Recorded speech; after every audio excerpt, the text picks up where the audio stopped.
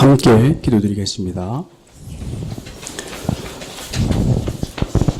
참 좋으신 하나님, 은혜를 감사드립니다. 지난 우리 한 주간 동안에도 사랑하는 우리 성가교회와 가정들과 그리고 자녀들과 산업들을 주님의 은혜 가운데 보호하여 주시고 또한 함께하여 주셔서 감사를 드립니다. 하나님, 새로운 한 해를 시작하는 네 번째 주일 아침을 맞이하면서 하나님께서 성가교회를 참 사랑하셨음을 고백드립니다. 힘들었지만 살아갈 힘과 용기를 저희에게 주셨습니다. 고통 가운데 있을 때에도 낙담하거나 포기하지 않고 하나님께 나와 예배의 자리로 나올 수 있도록 인도하여 주셔서 감사를 드립니다. 수많은 의문과 불이한 현실 앞에서도 하나님의 선하심과 공의로우심을 바라보게 하시니 감사를 드립니다. 출애굽의 광야 같은 삶을 살고 있는 절대절명의 위험한 순간에도 하나님께서 저희들의 가정과 산업들을 끝까지 붙들어 주심을 인하여 감사를 드립니다. 하나님, 하나님의 시선이 아닌 저희들의 시선에서 저희들의 삶을 돌이켜보면 지난 한 해 감사보다는 아쉬움과 후회가 많았던 또한 한 해였음을 고백드립니다. 모든 우선순위가 내가 가장 좋아하는 것과 내가 하고 싶어 하는 일을 한 다음 시간이 나면 마지못해 하나님을 찾아 기도했던 저희들의 부끄러운 모습을 바라보게 됩니다. 하나님이 제일 우선순위가 아닌 내가 1등이 되어야 하고 하나님의 생각이 아닌 내 생각과 내 판단이 맞다고 주장하며 고집스럽게 살아왔던 저희들의 어리석음을 또한 보게 되었습니다. 출애굽의 광야 같은 여정 앞에서 수많은 이적과 기적을 통해 하나님 자신이 이스라엘 백성들과 함께 하셨음을 보여주셨지만 끝내는 배신하고 선지자를 돌을 들어 죽이려고 했고 하나님을 저주하며 원망을 쏟아냈던 이스라엘 백성의 모습이 오늘을 살아가는 우리의 모습이 되어버렸습니다. 풍요롭고 살만한 세상을 그리워하게 되었고 열심히 일하고 노력해서 이룩한 우리의 성과를 그리워했습니다.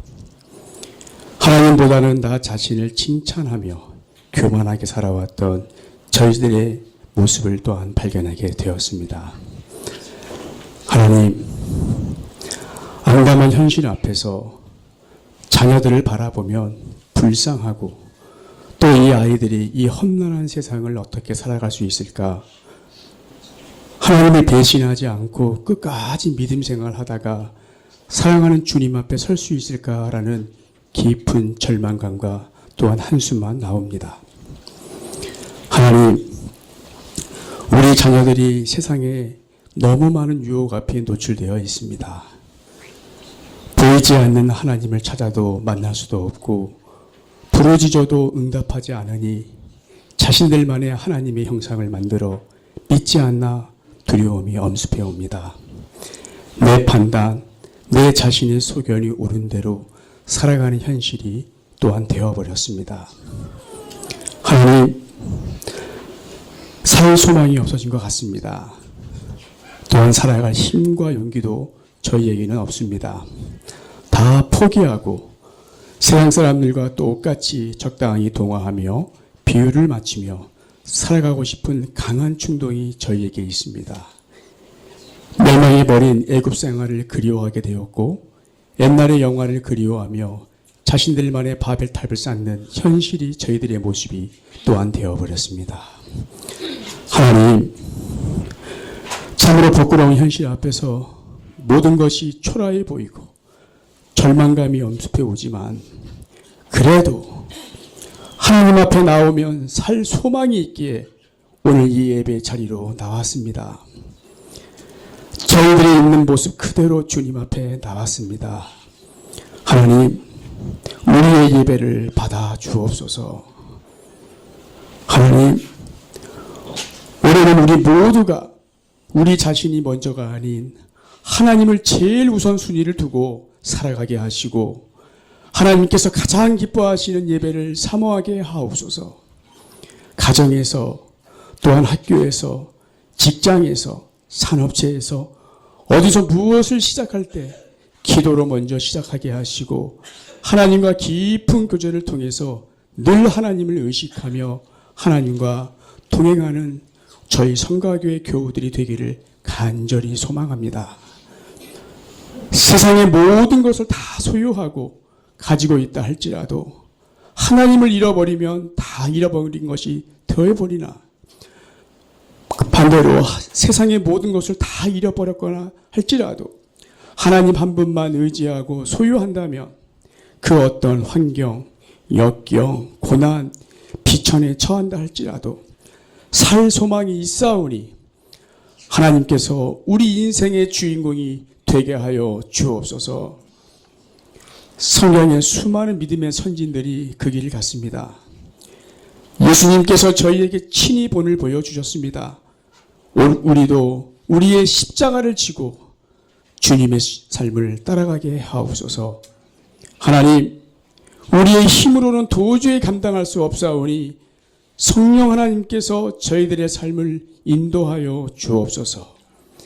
돌아오는 주일 구정주간을 맞이합니다.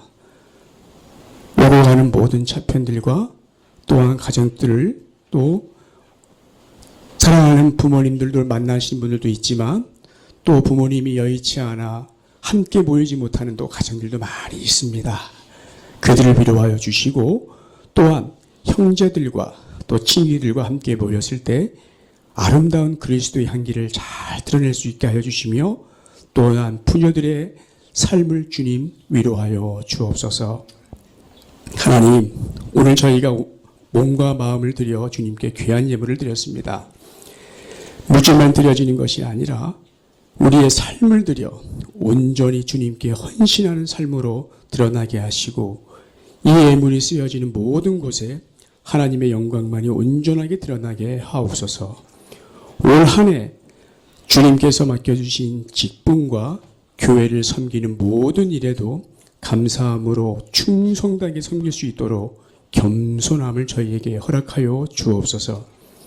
예배 중에 드려지는 성가대의 찬양을 기뻐받아 주옵소서. 입술만 드려지는 찬양이 아닌 우리의 마음과 삶을 드려 하나님께 올려드리는 귀한 찬양이 되게 하여 주옵소서. 하나님, 오늘 예배 중에 목사님을 통해서 귀한 말씀이 선포될 때 예수골 골짜기에 죽어가는 바싹 마른 뼈들이 생기를 얻어 살아나듯이 성령 하나님께서 목사님을 붙들어 주시사 우리의 영혼이, 우리의 삶이 새롭게 변화될 수 있도록 은혜의 시간이 되게 하여 주옵소서. 오늘 예배 가운데 임재하시는 하나님을 바라보기를 소원합니다. 예배를 드리는 어린아이부터 노년에 이르기까지 하나님께서 기뻐 받으시는 참 예배자가 되게 하여 주옵소서. 예배의 처음과 끝나는 시간을 주님께 부탁드립니다. 우리를 끝까지 사랑하시는 예수님의 이름으로 기도드렸습니다.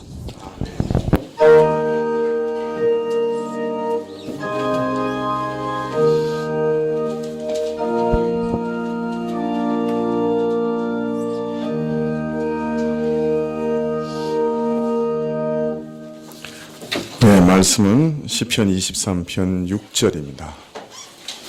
시편 23편 6절.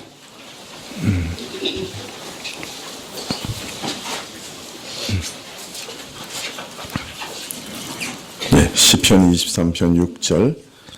네, 찾으신 줄 알고 봉독해 드리겠습니다. 나의 평생에 선하심과 인자하심이 정녕 나를 따르리니 내가 여호와의 집에 영원히 거하리로다. 아멘.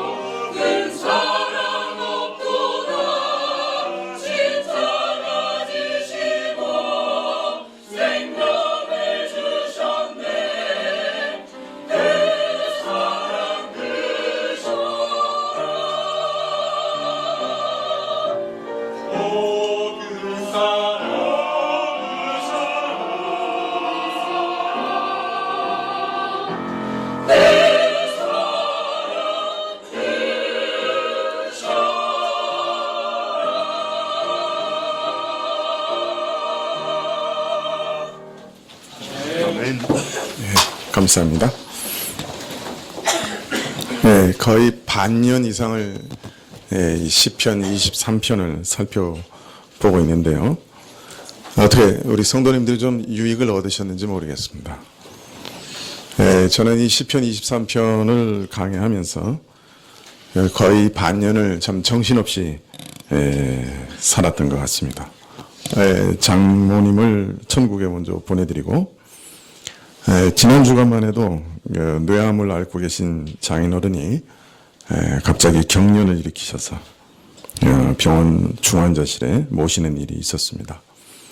119 전화를 부르고 인천으로 달려가면서 또 계속 걸려들어오는 총회 여러 목사님들 전화를 받으면서 또 그 와중에 어느 병원으로 모실지 결정하고 또 병원에 가서 의사와 적절한 치료를 의논하면서 또 병실 복도에서 다시 전화로 문자로 총회와 연합회의 몇몇 중요한 일들을 의논하고 결정하고 또 목사님들의 어려운 사정을 듣고 상담하고 또 집에 와서는 밤 11시 반까지 어려운 가정들의 전화를 받고 기도하면서 참 육체적으로나 정신적으로 탈진하는 그런 경험을 하기도 했습니다.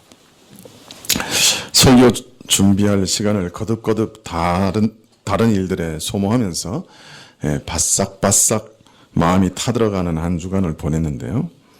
그러나 오늘 주 앞에 예배드리면서 다시금 내 영혼을 소생시키시는 은혜를 선하심과 인자하심이 정녕 나를 따른다는 고백을 하나님께 할 수 있게 되었습니다. 사실 제 손에 설교 원고가 들려있지 않습니까? 이것도 하나님의 은혜죠. 아주 크신 은혜죠. 시편 23편은 우리 목자 되시는 하나님께서 우리 성도들을 세밀하고 안전하고 아름답게 인도하시고 보호하시고 다스리신다 하는 것을 노래하는 참 아름다운 시편이죠. 그러나 이런 하나님의 인도와 통치의 선하심과 아름다움을 우리가 참으로 안다고 해도 이 계시가, 이 말씀이 지금 우리가 당하고 있는 인생의 수많은 혼돈스러운 일들을 다 해석해 주는 것은 아닙니다. 또 인생의 수수께끼를 다 풀어주는 것도 아니죠.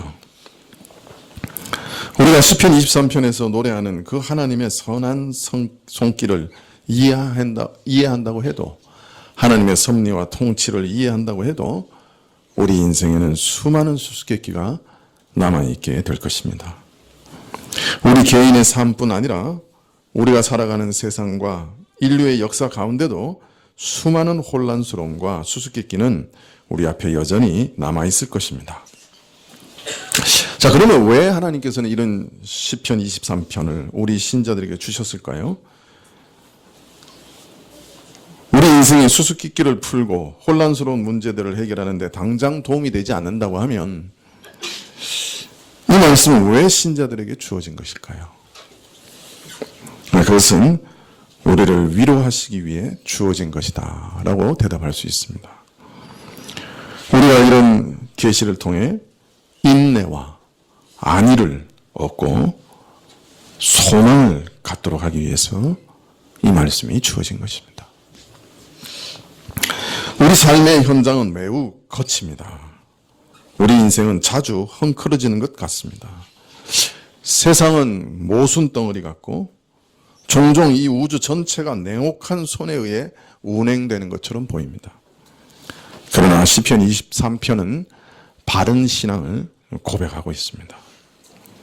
내 인생과 이 만물들이 사단도 아니고 연약한 인간도 아니고 그 어떤 무정한 기계적인 법칙도 아니고 오로지 전능하시고 선하신 하나님 한 분, 그분을 통해 인도받고 보존되며 또한 그분이 통치하고 계시다 하는 것을 올바로 이 시편은 고백하고 있는 것입니다.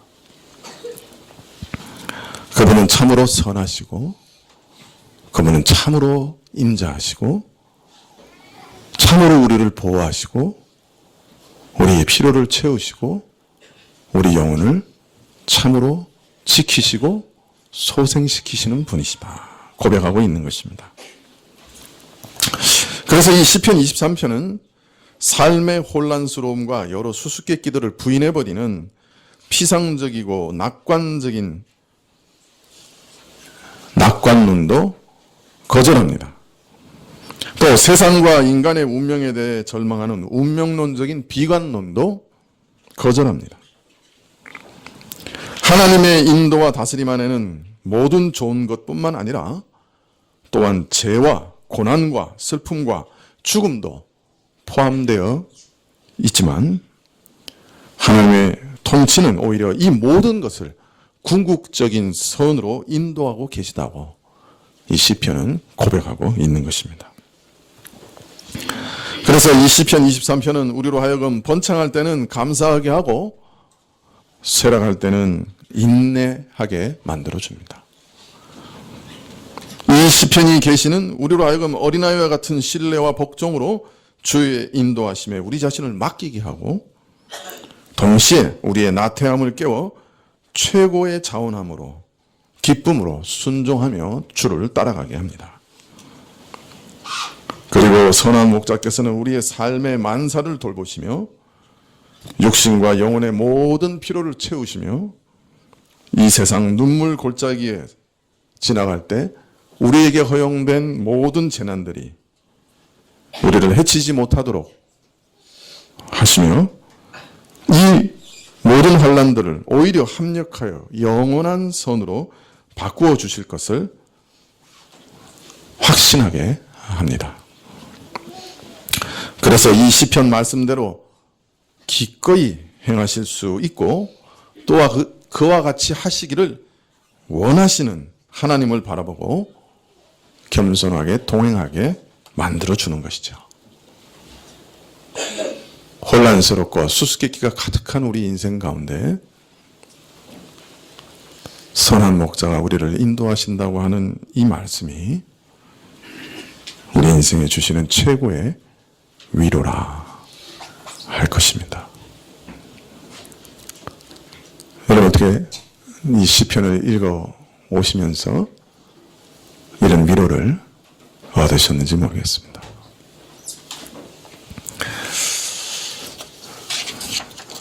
우리는 오늘 다윗의 고백의 마지막에 이르렀습니다.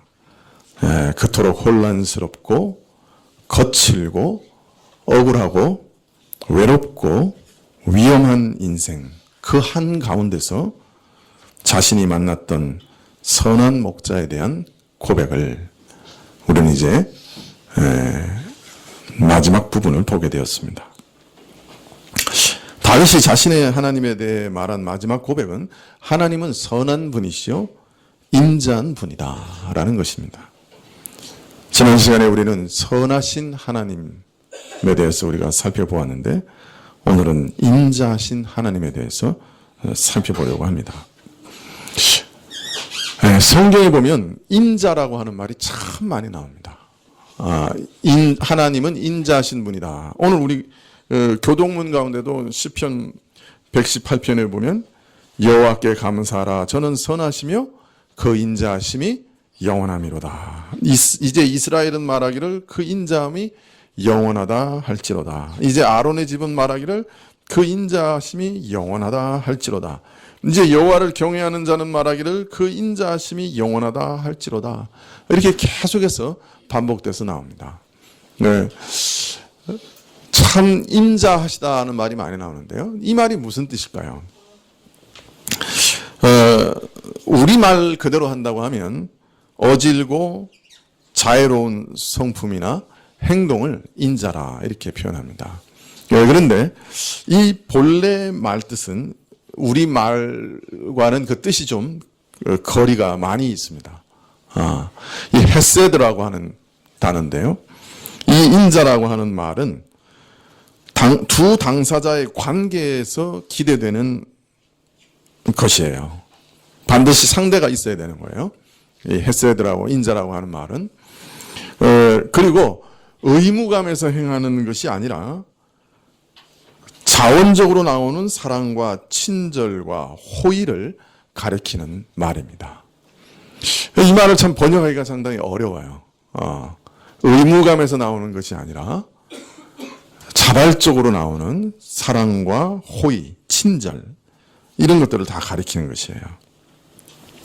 특히 하나님 편에서 베푸시는 인자의 경우 그것은 사람이 받을 만한 근거나 어떤 자격이 있어서 의뢰이 당연히 받는 것을 뜻하는 것이 아니고 자격이 없는데 오직 하나님께서 사랑과 친절에서 나오는 그의 은총과 은혜를 주시는 것을 뜻합니다.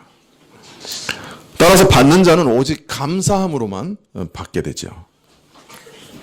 오늘 현대적인 언어로 이것을 번역한다고 하면 무조건적인 사랑이라고 번역하는 것이 가장 좋을 것 같습니다. 무조건적인 사랑 또는 신실한 사랑. 영어로는 loving kindness라고 많이 번역을 합니다. loving kindness는 뭐로 번역해야 되죠?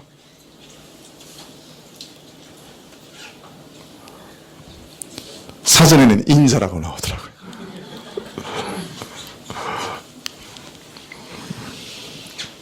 네, 무조건적인 사랑이라고 번역하는 것이 저는 좋은 것 같습니다. 사실 하나님께서 이스라엘에게 베풀어 주시는 모든 은혜가 이 인자라고 하는 한마디로 요약이 됩니다.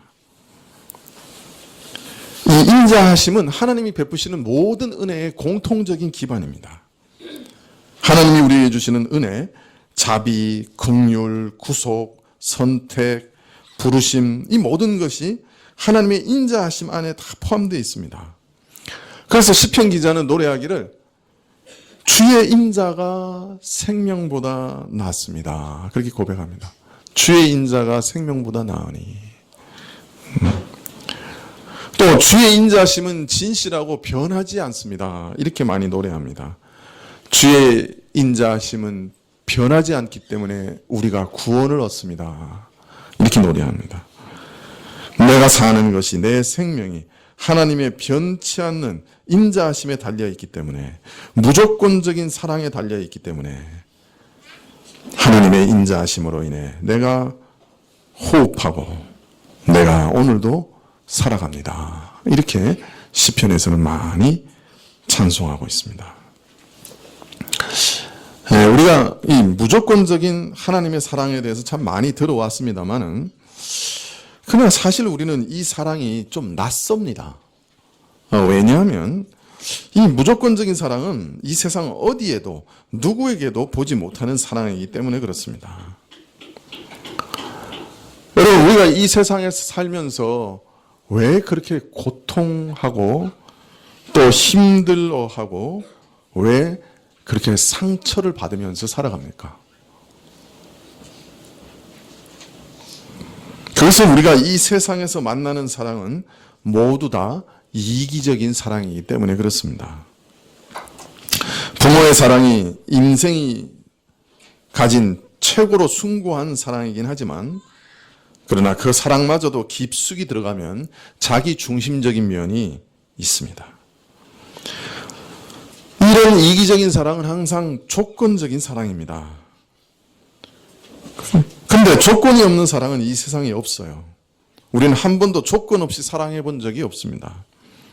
죄성을 가진 인간은 그것이 불가능합니다. 사랑해 주는 것으로 알았는데 들어가 보니 조건이 있는 거예요. 초등학교 들어가면 아이들이 깨닫기 시작합니다. 엄마의 사랑에도 성적표가 관계한다는 것을 점차 깨닫게 됩니다. 조건이 있는 거예요. 결혼도 들여다보면 끊임없이 서로에게 조건을 비교해보고 따집니다. 여러분, 조건 없는 사랑이 어디 있습니까? 조건을 가지고 결혼을 했으니 어때요? 끊임없는 긴장감이 거기 있습니다. 조건을 충족시키는 동안에는 관계가 유지되지만 그 조건이 충족되지 충족되지 않으면 전쟁이 시작됩니다. 그래서 부부간에도 조건과 조건을 넘나들면서 서로가 끊임없는 팽팽한 전쟁을 치르게 되죠.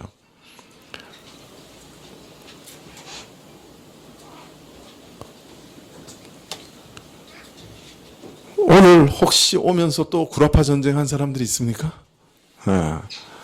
가만히 따져보세요.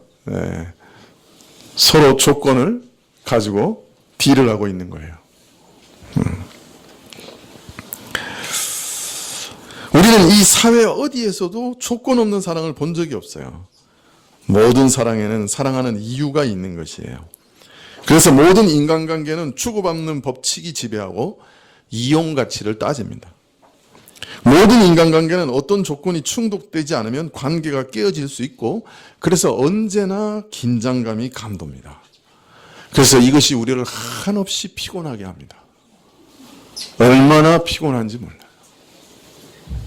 얼마나 우리를 긴장되게 하는지 몰라요.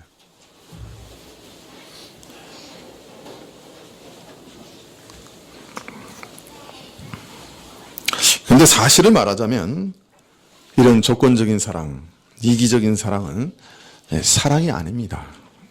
왜냐하면 우리가 일반적으로 사랑하는 그 조건적인 사랑은 항상 집요하고 빈틈없이 나 자신을 향해 있기 때문입니다. 무슨 말이냐? 사랑을 하면 그 상대방을 향해 뭐든지 아끼지 않고 다 해주려고 하는 것 같아요. 그런데 결국은 내가 그를 간절하게 원하고 필요하기 때문에 그를 얻고자 이렇게 하는 거예요. 말하자면 그는 상대방을 사랑한다고 생각하고 말하고 행동하지만 사실은 상대방을 통해서 자기를 사랑하는 것에 지나지 않는 것입니다.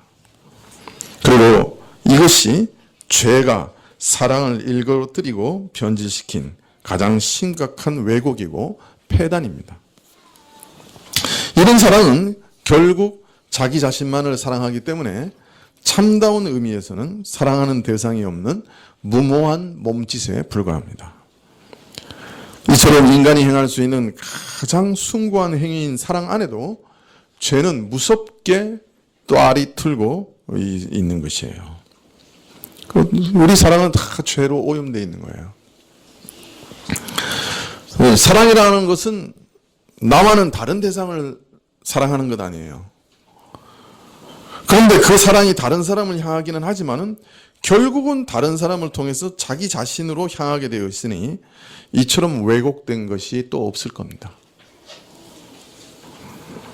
왜 하나님의 사랑에 대해서 우리는 아무런 감동을 느끼지 못할까요?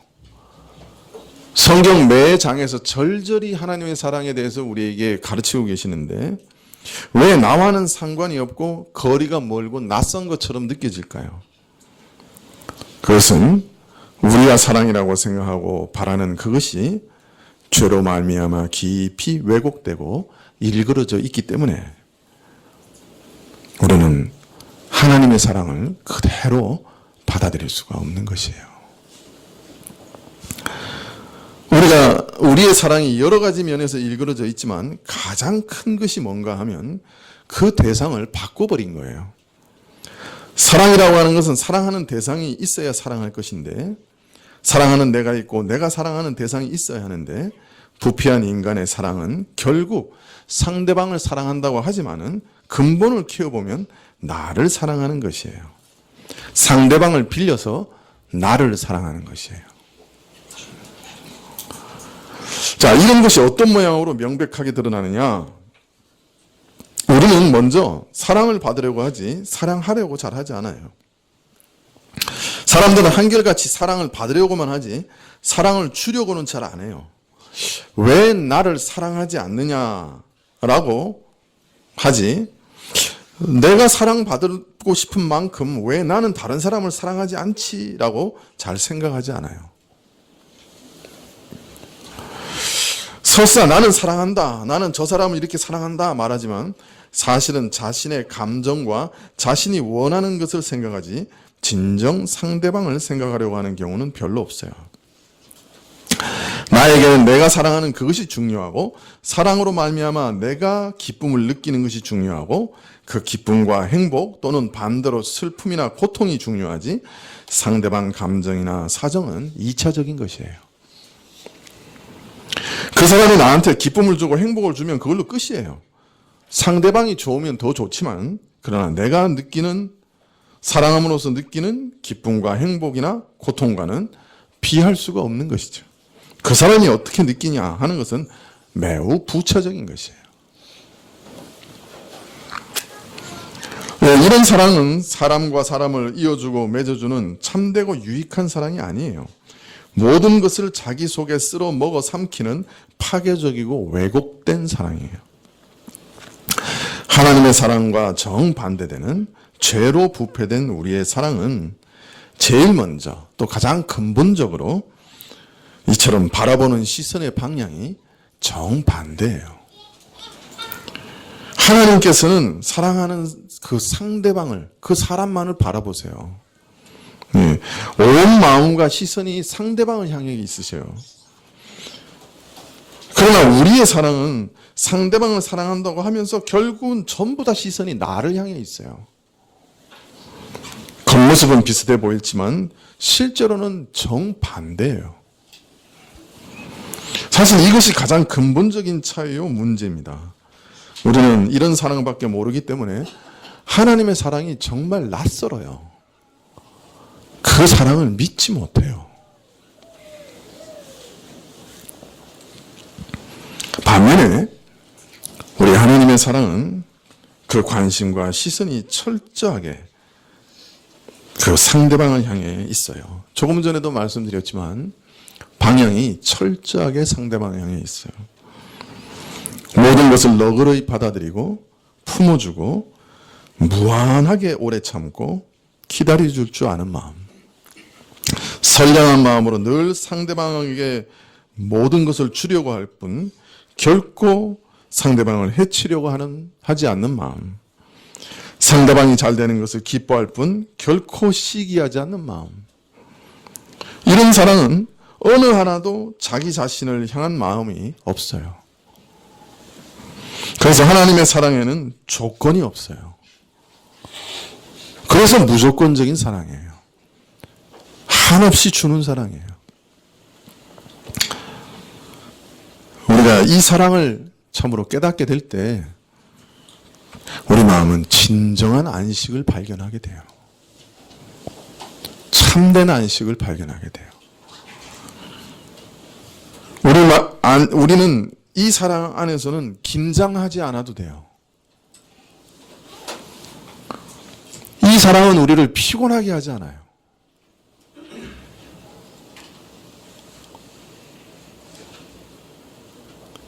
내가 어떤 선한 행실을 행해서 하나님 앞에서 끊임없이 사랑을 받고 인정을 구하고 조바심 내고 긴장하고 그렇게 살아가고 있다고 하면 아직 이 하나님의 무조건적인 사랑을 온전히 깨닫지 못하고 있는 것이에요.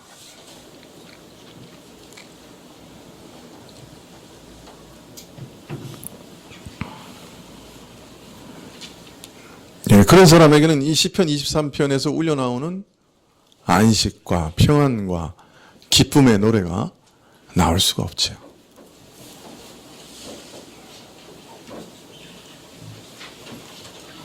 여호와는 나의 목자시니 하는 그 말이 내 마음에 진정한 안식으로, 진정한 위로로 와닿지 못하는 것이에요. 여러분, 이 하나님의 무한하신 사랑을 믿으시기 바랍니다. 하나님의 사랑이 없는 것이 아니에요. 항상 여러분을 향해 태양처럼 비추어오고 있지만 우리가 마음을 닫고 있는 것이에요.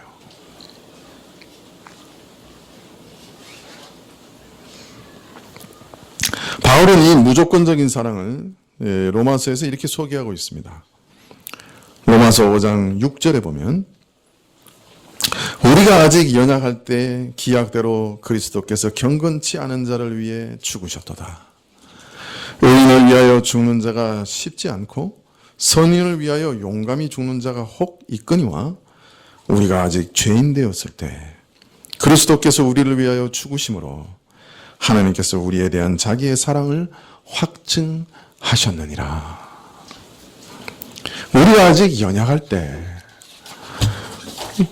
아직 죄인 되었을 때 우리를 위해 자신의 아들을 죽이셨다. 여러분, 이게 얼마나 큰 은혜입니까? 우리를 얼마나 자유롭게 합니까? 여러분, 제가 처음으로 제 안에 있는 죄성을 아주 이렇게 탁 발견한 때가 언제냐면, 대학교 1학년 때 지하철을 타고 있는데요. 저쪽에서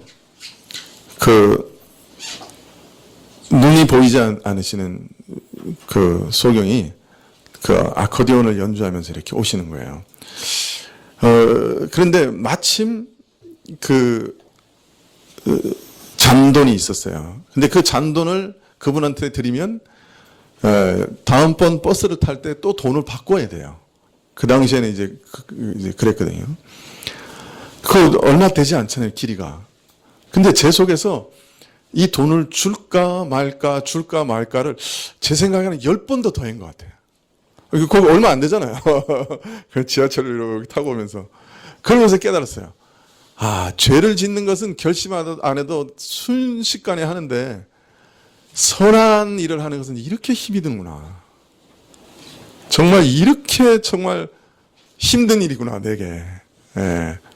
내 안에 정말 죄는 너무 자연스러운데 선은 너무나 힘든 일이구나 하는 것을 제가 그때 발견한 적이 있습니다. 그때 아마 처음 제 안에 있는 강한 죄성을 본 것 같아요. 부모들이 아이들을 키우면서 착하고 올바르게 자라라고 얼마나 많이 노력합니까? 부모들 중에 너 마음대로 살아, 죄 짓고 마음대로 살아 이렇게 얘기하는 사람은 아무도 없을 거예요. 어떻게든 선하고 올바르고 아름답게 자라라고 십수년을 그냥 애쓰고 노력하고 잔소리하고 오죠. 그런데 아이가 망가뜨려지는 거는 일주일이면 충분해요. 그죠? 일주일이면 망가져요, 애가.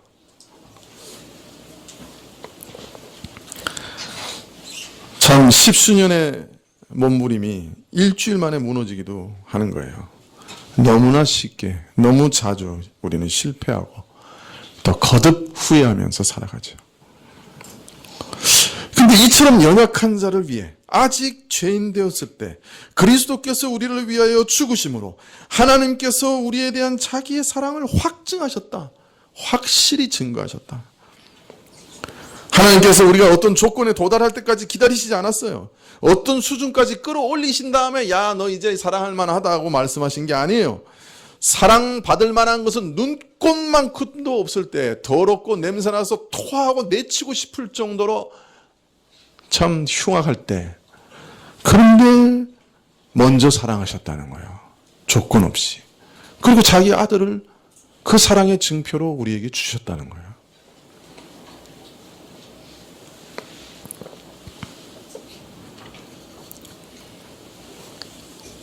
여러분, 아들을 주신 것도 위대한 사랑이지만, 그러나 그 아들을 원수를 위해 주셨다는 것은 더 위대한 사랑이에요. 하나님은 일방적으로 지금도 우리에게 프로포즈하고 계세요. 야, 내가 너를 내 아들보다 더 사랑해. 내 아들만큼 사랑해. 그래서 내가 너를 위해 내 아들을 주었어. 나와 이제 교제하자. 프로포즈 하시는 거예요. 초청하시는 거예요. 진실되게, 신실하게, 조건 없이, 피곤하지 않고 긴장하지 않아도 되는 그런 놀라운 안식의 사랑으로 그냥 내게 오기만 해라. 내 품에 안기기만 해라.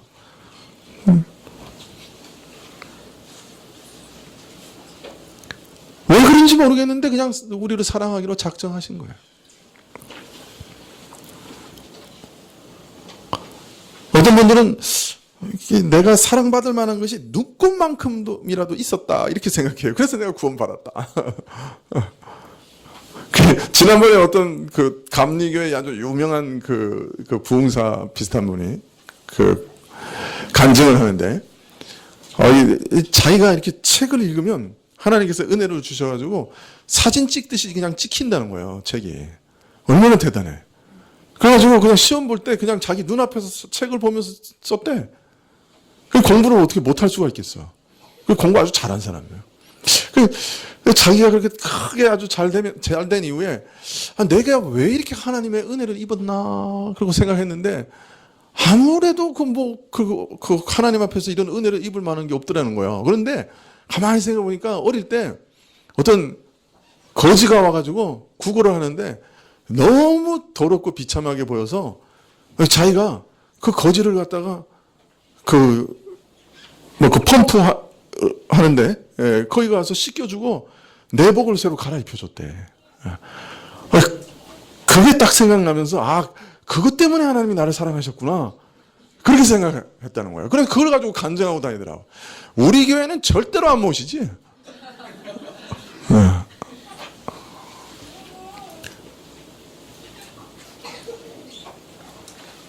우리의 선이라고 하는 건 다 더럽잖아요.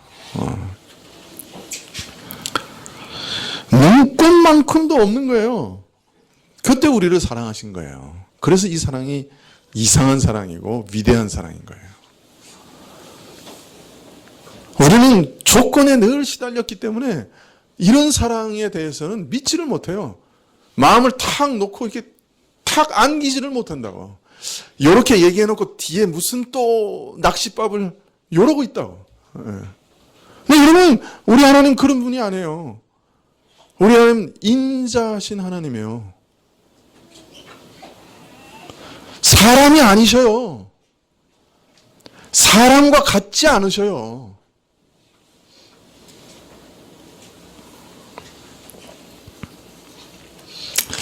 참 저를 보면 예수님 믿은 지가 이제 35년이 넘어갑니다.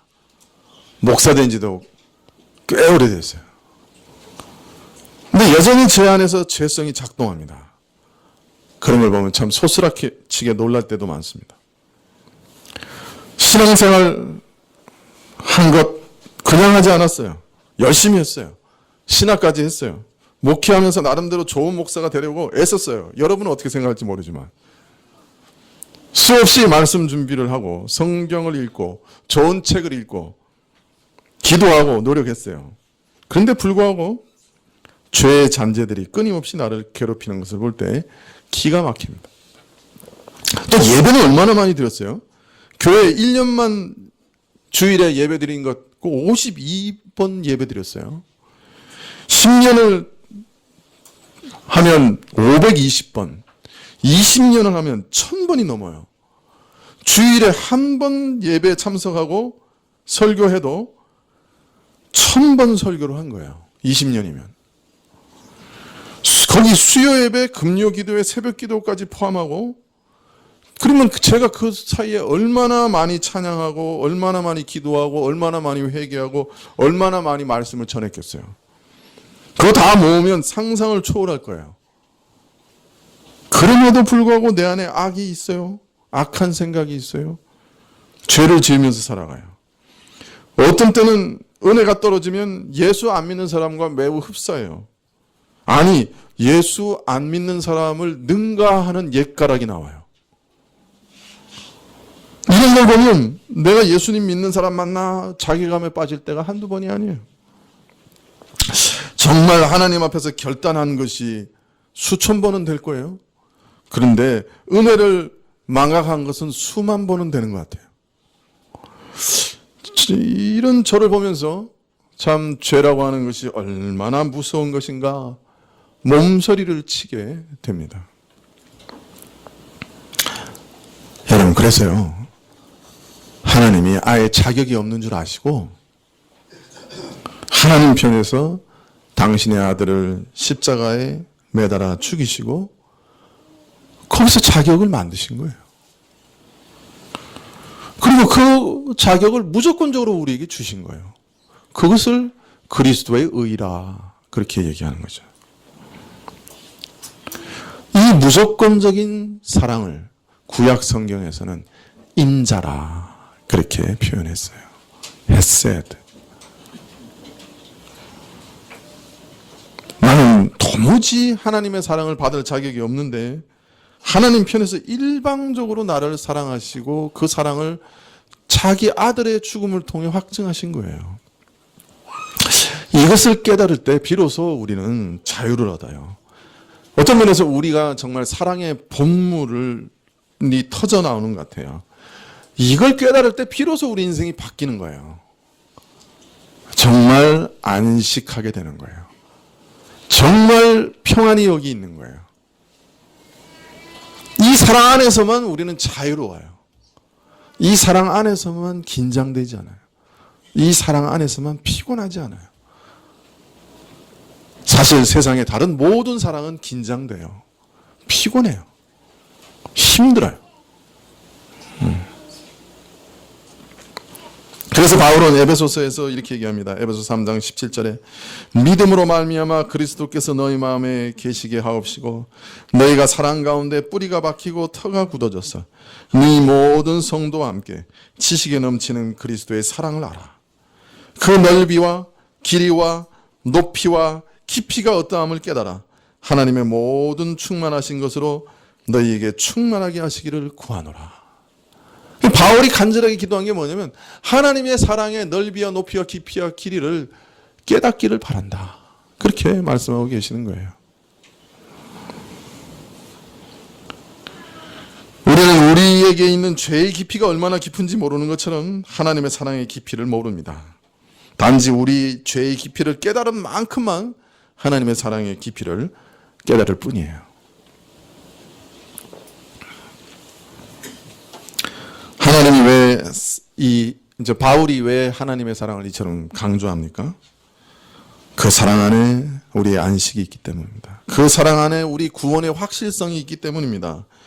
내 행동과 내 감정이 어떠하든 상관없이 하나님께서 먼저 나를 사랑하셨기 때문에 우리가 구원을 얻는 것이에요. 또 오늘 수없이 넘어지고 실패하고 낙담하고 무너지지만 하나님의 사랑의 근본적인 성격이 무조건적이기 때문에 죄인을 먼저 사랑하신 것이기 때문에 구원을 잃어버리지 않는 거예요. 그래서 바울은 이 하나님의 사랑을 자꾸 강조하는 거예요. 연약할 때, 죄인일 때 먼저 사랑하셨으니 혹 우리가 중간에 넘어지고 연약하고 죄를 지어도 하나님께서 우리를 버리지 않고 지켜주실 거예요. 왜냐하면 그런 사람인 줄 알고 우리를 구원하신 거예요. 그런 사람일 때 먼저 시작하신 거예요, 사랑을. 그러니까 너 도중에 너 이렇게 실패하고 도중에 너 이런 못난 거 새로 발견했으니 내가 사랑을 중단하겠다. 그렇게 말씀하지 않으시는 거예요. 전지하신 하나님이 내가 어떤 죄인인지 먼저 알고 시작하셨기 때문에. 그래서 하나님은 우리를 어떤 상황에도 버리지 않으실 거예요. 나는 우리 자녀들, 우리 청년들, 우리 유초동부 학생들 한테 마지막으로 딱 하나만 말하라 그러면 이 말하고 싶어요. 아무리 큰 죄를 지어도 너희 인생에 앞으로 아무리 큰 죄를 지어도 하나님께 나오면 용서받고 살 길이 있으니 실망하지 말고 하나님께 나와라. 그 말을 꼭 해주고 싶어요. 아무리 어렵고 힘든 인생의 고난을 만나도 하나님께 나오면 어떻게든 살 길이 있으니 낭망하지 말고 하나님께 자꾸 나와라. 그 말을 꼭 해주고 싶어요.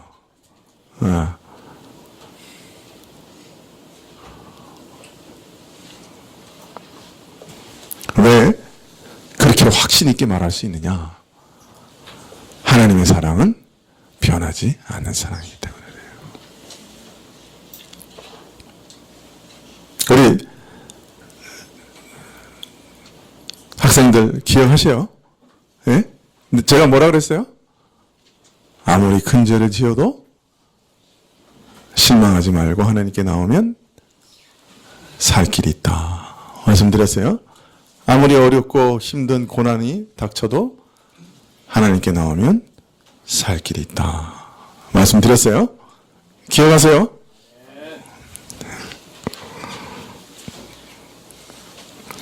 이 무조건적인 사랑이 하나님의 모든 사랑의 원동력입니다. 예수님께서 마지막 시간에 제자들을 돌아보시면서 말씀하실 때 요한은 뭐라고 얘기하냐면 예수님께서 제자들을 사랑하시되 끝까지 사랑하셨다. 그렇게 얘기합니다. 끝까지 사랑하셨어요. 그 제자들이 뭐 사랑할 만한 게 있는 사람이었나요?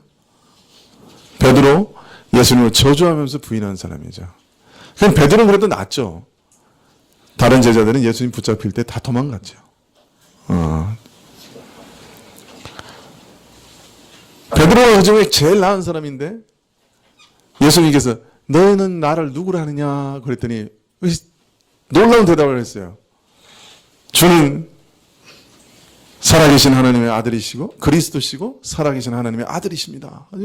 정말 우리 믿음의 아주 제일 중요한 두 가지.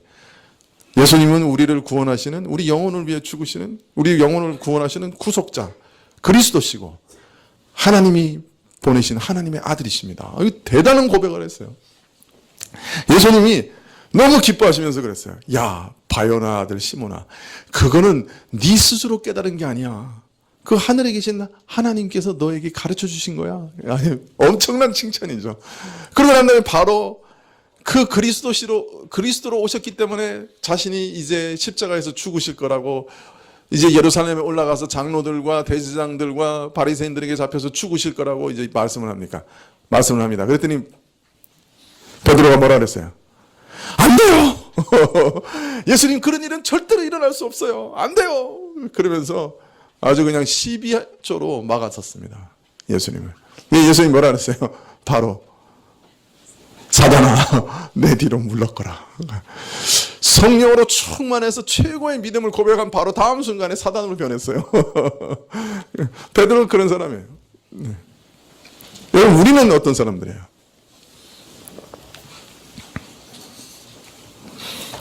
부흥사경에서 은혜 받고 딱 그 약효가 3시간 가죠.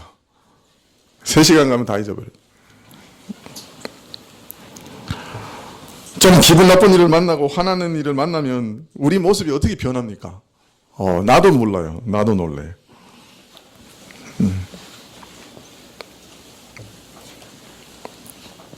그래서 종종 우리는 그렇게 생각하죠. 그리스도를 아는 것 같은데, 믿는 것 같은데, 근데 내가 내 모습을 보는 내가 끝까지 이거 믿음 지킬 수 있을까? 내 안에 정말 하나님이 선한 일을 시작한 게 맞기는 맞나? 하나님의 은혜가 있나? 성령이 내 안에 계시나? 이렇게 낙심하고 질문하기도 합니다. 그러나 주께서 나를 사랑하셔서 이 모든 일을 시작하신 것을 생각하면 위로가 됩니다. 이건 내가 먼저 시작한 거 아니잖아요. 그분이 나를 먼저 부르신 거잖아요. 어떤 방식을 통해서든 그분이 나를 찾아오신 거잖아요. 내가 먼저 시작한 것 같아도 주님이 먼저 나를 부르시지 않았으면 어떻게 시작할 수 있겠어요? 오늘 주님 앞에 나와서 예배드리면서 주님이 먼저 시작하신 것을 생각하면, 그리고 그 사랑이 결코 변하지 않는 사랑인 것을 생각하면, 그 사랑이 내가 연약할 때, 내가 죄인일 때, 아니 하나님의 원수일 때 이미 시작한 사랑인 것을 생각하면 위로가 되죠. 내가 소망이 있구나. 이 사랑이 변치 않기 때문에 내가 끝까지 신자로 살아갈 수 있겠구나. 마지막 날 그 영광 가운데 주를 배울 수 있겠구나. 그 그렇게 위로를 받게 되죠. 내 안에 있는 것을 보면 나는 실망하고 좌절할 수밖에 없어요. 우리가 유일하게 붙들고 있는 건 뭐냐면 하나님의 성품이에요. 하나님 불변하시는 분이에요. 이게 얼마나 놀라우신 은혜인지 몰라요. 그의 사랑은 무조건적인 사랑이에요. 오직 그것 붙들고 있는 거예요. 오늘 다윗은 시편 23편에서 이렇게 고백하고 있습니다. 하나님의 이러한 인자하심이 항상 내 목전에 있었다. 그의 신실한 인자하심이 나를 떠나지 않았다. 항상 머물러 있었고 내 걸음을 인도하시고 붙들어 주셨다. 그래서 내가 믿는 자로 살아남을 수 있었고 또 앞으로도 살아남을 것이다. 나같이 연약한 자라 할지라도 반드시 영원한 안식에 이르게 될 것이다. 영원한 하나님의 집에 이르게 될 것이다. 이렇게 믿음으로 고백하고 있는 것이에요. 나의 평생의 선하심과 인자하심이 정녕 나를 따르리니 내가 여호와의 집에 영원히 거하리로다. 어떻게 영원히 여호와의 집에 거할 것을 확신하게 됩니까? 내가 대단하기 때문에, 내가 열심을 내기 때문에, 내가 매우 선하기 때문에? 아니요. 여호와 하나님이 선하시기 때문에, 여호와 하나님이 인자하신 분이기 때문에, 그의 사랑은 불변하기 때문에, 그가 나를 향한 사랑은 변하지 않기 때문에 내가 영원히 여호와의 집에 거하게 될 것이다 라고 고백할 수 있었던 것이에요. 나의 평생의 선하심과 인자하심이 내 평생에 변하지 않고 그의 선하심과 인자하심이 정녕 나를 따르리니 내가 여호와의 집에 영원히 거하리로다. 이것이 여러분 모두의 진실된 고백이 되시기를 축원합니다. 기도하시겠습니다.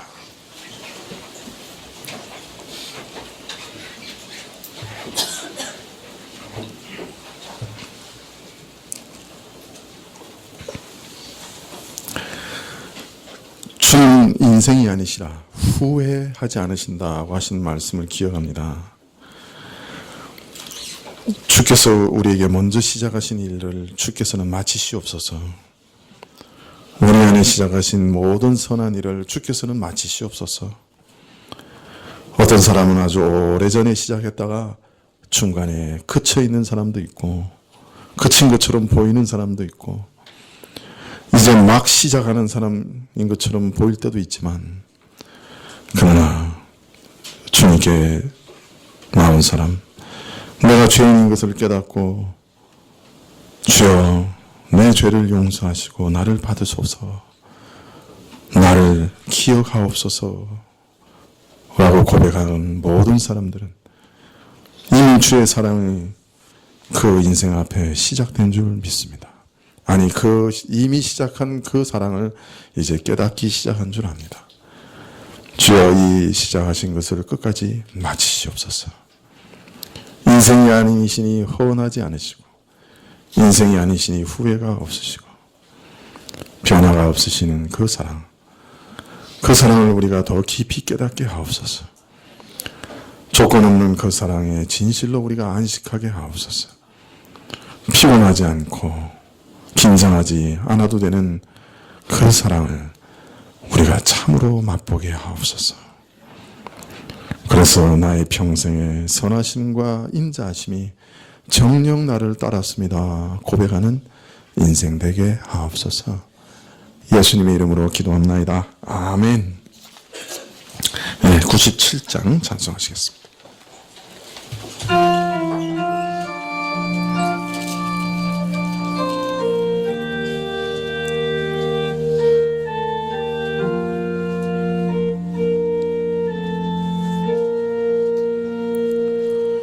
위에 계신 나의 친구 그의 사랑 지극하다. 이는 예수 그리스도 나의 구주 나의 친구 사랑하는 나의 친구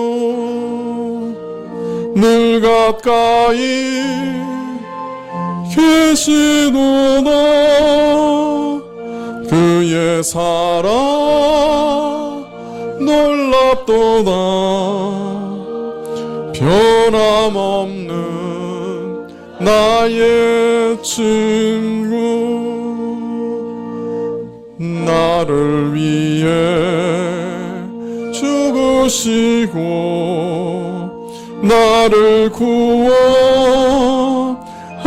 구원하셨으니 기쁨으로 경배하며 찬양하리. 나의 친구 사랑하는 나의 친구 늘 가까이 계시도다. 그의 사랑 놀랍도다. 변함없는 나의 친구 내 마음속에 늘 계시고 영원토록 함께하네. 가지 된 자 하나 되리. 포도나무 나의 친구 사랑하는 나의 친구 늘 가까이 계시도다. 그의 사랑 놀랍도다. 변함없는 나의 친구 은하리와 황금기회 그의 영광 바라보며 그의 발로 날 안을 때 만나보리. 나의 친구 사랑하는 나의 친구 늘 가까이 계시도다. 그의 사랑 놀랍도다. 변함없는 나의 친구. 기도하시겠습니다. 지금은 우리 주 예수 그리스도의 은혜와 하나님 아버지의 그 크신 사랑과 이 은혜와 사랑을 깨닫게 하시고 누리게 하시는 성령님의 교통하시고 역사하심이 인자하신 사랑, 조건 없으신 그 사랑을 우리에게 주심을 깨닫고 마음으로 그 사랑을 영접하면서 주의 품에 참 안식하면서 머리 숙인 주의 백성들을 위해 지금부터 영원까지 함께 계실지어다. 아멘.